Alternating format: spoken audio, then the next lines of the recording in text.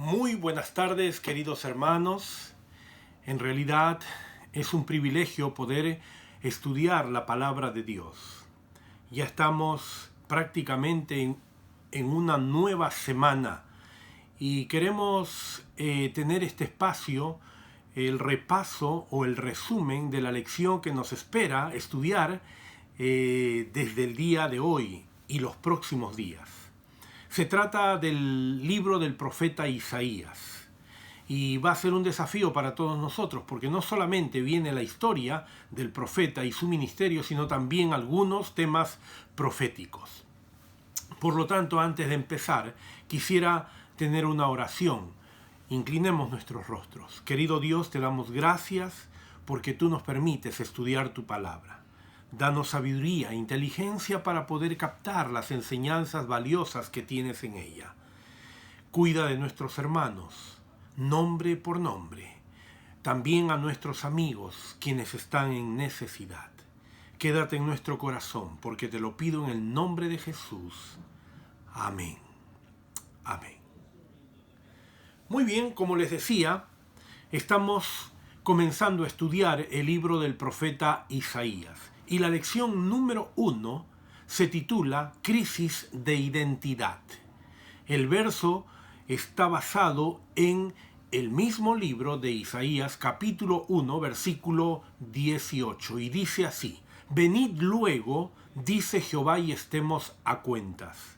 Si vuestros pecados fueren como la grana, como la nieve serán emblanquecidos. Y si fueren rojos como el carmesí, vendrán a ser como blanca lana. ¡Qué promesa maravillosa! ¡Qué manera de parte de Dios de tratar a sus hijos con tanto amor, con tanta paciencia, con tanta misericordia! Déjenme contarles la historia que trae el folleto esta semana. Si tú vas por Irlanda, por un camino rural, angosto, bordeado de cercas, quizás encuentres por el camino a vacas que están bloqueando el pase. Están volviendo a casa. Tal vez después de haber comido un pasto sabroso. Incluso si no encuentras pastor con ellas irán al galpón donde viven y donde está su dueño. Sabrán a dónde ir y también a quién pertenecen. Otro ejemplo, si un niñito en una tienda se separa de su madre y grita: estoy perdido, me perdí de mi mamá, es posible que no sepa exactamente dónde está él ni dónde está su madre. Pero en medio de un mar de madres que caminan por esa área, en algún momento la madre reconocerá a su hijo y el hijo reconocerá a su madre. Lamentablemente, a diferencia de esas vacas irlandesas o de ese niño perdido, el pueblo de Judá olvidó que pertenecía al Señor, su Padre Celestial, y por lo tanto perdió su verdadera identidad como pueblo del pacto. El profeta Isaías escribe palabra de Dios diciendo en Isaías 1, versículos 2 y 3, crié hijos, los engrandecí y ellos se rebelaron contra mí. Y luego utiliza la figura del buey. El buey conoce a su dueño y el asno el pesebre de su señor. Pero Israel, mi pueblo, no entiende. Mi pueblo no tiene conocimiento. Esta semana, querido hermano, querida hermana, veremos la obra de Dios con el fin de restaurar a su pueblo para sí. Esta semana veremos cómo Dios quiere restaurar tu corazón, quiere restaurar tu ser entero para volverte a Él, porque Él te ama. La primera parte de la lección nos enseña que debemos escuchar la voz de Dios. Escuchar lo que el Señor está queriendo decirnos. El libro de Isaías se presenta brevemente identificando al autor como hijo de Amós. Inclusive identifica la procedencia del mensaje. que viene del cielo y es una visión. Y también nos da a conocer el libro de Isaías el tema. Y ese tema fue la preocupación de Dios por Judá, por su capital Jerusalén, durante el reinado de esos 4 reyes. El tema también identifica al principal destinatario de Isaías como el pueblo de su propio país durante la época en la cual él vivió. El profeta les habló acerca de su condición y su destino. Al mencionar, por ejemplo, a los reyes en cuyos reinados estuvo activo, Isaías reduce la audiencia y vincula el libro a los acontecimientos históricos, políticos de cierto periodo determinado. Este marco temporal nos dirige a los relatos que ustedes pueden leer en Segunda de Reyes capítulo 15 hasta el 20 y también Segunda de Crónicas capítulos 26 hasta el 32. Ustedes pueden ver claramente qué es lo que el profeta Isaías pudo vivir en ese tiempo en relación al ministerio que él hacía y también con lo que Dios les había manifestado para poder presentárselo al pueblo. Saben, el pueblo de Israel llegó a un punto de tener un ritualismo putrefacto. Cuando se habla de ritualismo putrefacto, se está hablando de un ritualismo podrido, de un ritualismo que ya hería, que apestaba. Las mismas manos que ofrecían sacrificios y se extendían en oración estaban llenas de sangre. Es decir, eran culpables de violencia, eran culpables de opresión hacia los demás. Usted puede leer Isaías 1:15, 58, 3 y 14. Y al maltratar a otros miembros de la comunidad del pacto, mostraban desprecios por el protector de todos los israelitas. Los pecados contra los demás eran pecados contra el Señor. Por supuesto, Dios mismo había instituido el sistema de adoración ritual y designó el templo de Jerusalén como el lugar apropiado para ello. Pero los rituales estaban destinados a funcionar dentro del contexto del pacto que Dios había establecido con ese pueblo. Fue el pacto inclusive de Dios con Israel lo que permitió vivir entre ellos y el santuario, el templo. Por lo tanto, los rituales y las oraciones realizadas allí eran válidos solo si expresaban fidelidad a Dios y fidelidad al pacto que habían hecho con Dios. Los que ofrecían sacrificios sin arrepentirse de su accionar injusto hacía a otros miembros de la comunidad del pacto que tal vez en el ritual que hacían estaban mintiendo, estaban engañando. El pueblo de Israel se había vuelto en esas condiciones, con esa actitud. Por eso a Dios le desagradaba tremendamente lo que ellos estaban haciendo. No hacían conforme a lo que Dios había establecido. Entonces, ¿qué pasaba? Sus sacrificios no solo eran inválidos, sino también eran pecaminosos. Sus rituales expresaban que eran desleales. Sus comportamientos expresaban que habían quebrantado el pacto. Ahora, dentro de todo esto, ¿cuál es el argumento del perdón? Lo que refleja Isaías 1:18. Venid luego, Dios dice, y estemos a cuenta. Sería como una invitación a darte un abrazo el Señor para arreglar situaciones difíciles que has tenido con Él. Dios expuso evidencias poderosas de que los judíos, los acusados, eran culpables de incumplimiento del contrato, del pacto. Y les pide que se reformen y les pide que cambien. Este llamado, querido hermano, sugiere esperanza. ¿Quién no quiere arreglar cuentas? ¿Quién no quiere ponerse en armonía? Dios siempre cuidó a su pueblo. Dios siempre cuidó a sus hijos. Y no solamente fue en el antiguo Israel, es ahora también, donde Dios nos pide que nuestras vidas sean reformadas. Y este llamado que nos hace sugiere esperanza. Al fin de cuentas, ¿por qué instar, por ejemplo, a un criminal que merece ser ejecutado a cambiar sus hábitos?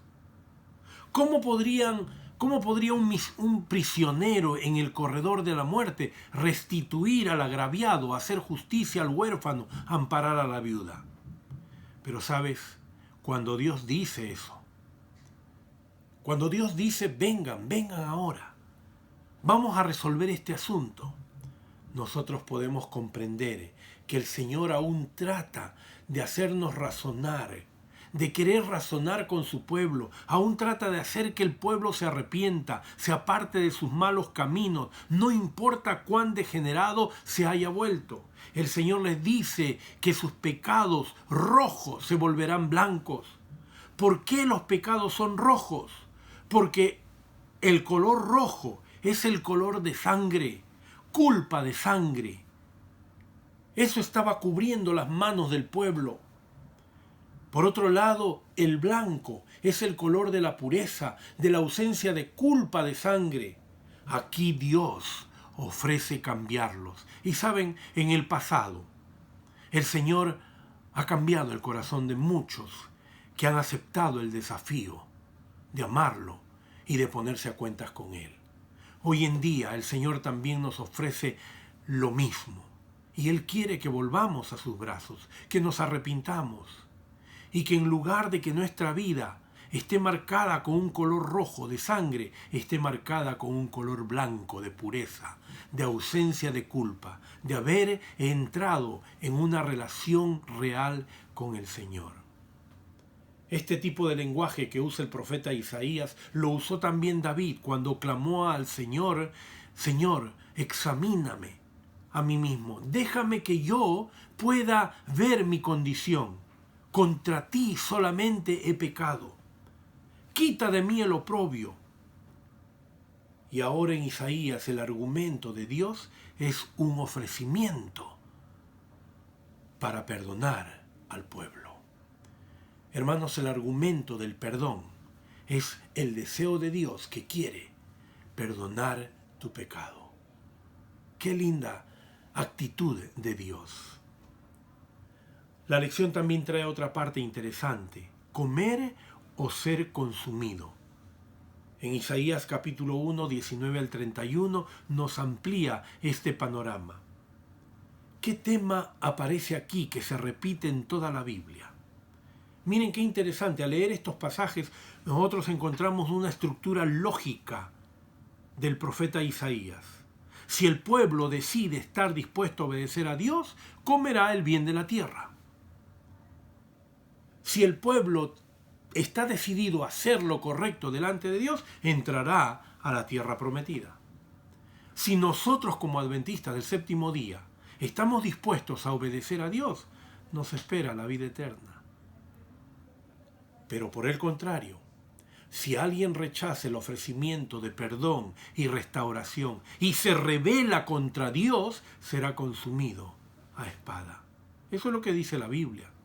Así que la decisión es nuestra. La decisión es de cada uno de nosotros. Y estos versículos del libro de Isaías contienen una bendición por un lado y una maldición por otro lado.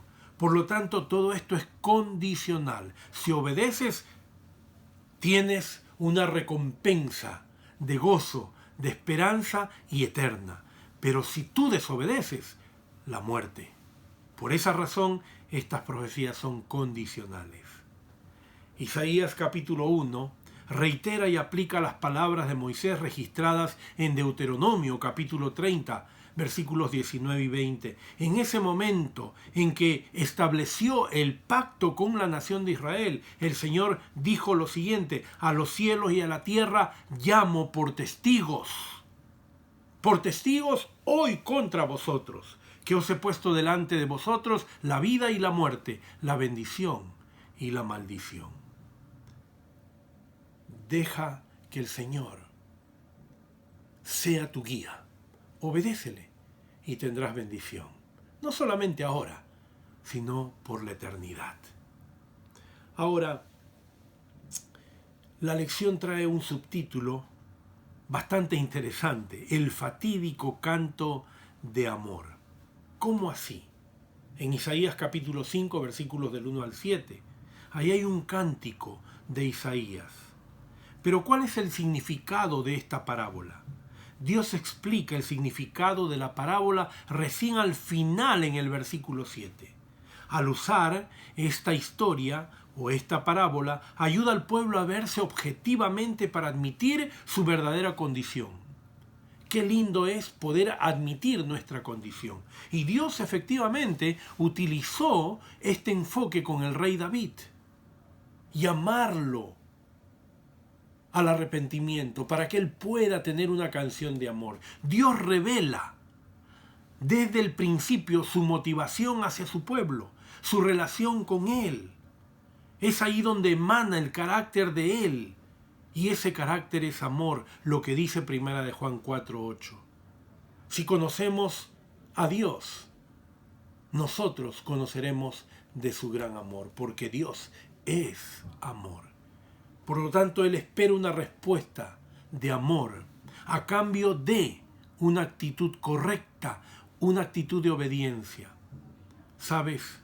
El Señor quiere que tú y yo podamos hacer oído atento a la invitación que nos hace y luego de eso, en obediencia, hacer su voluntad. ¿En qué concluye la lección de esta semana? En el contexto de Isaías capítulo 1, versículo 4, Elena de White escribió: el que pretendía ser el pueblo de Dios se había separado del Eterno y había perdido sabiduría, había pervertido su entendimiento, no podía ver muy lejos, pues se olvidó de que había sido limpiado de sus antiguos pecados. Pareciera que está describiendo la condición de la iglesia de hoy también.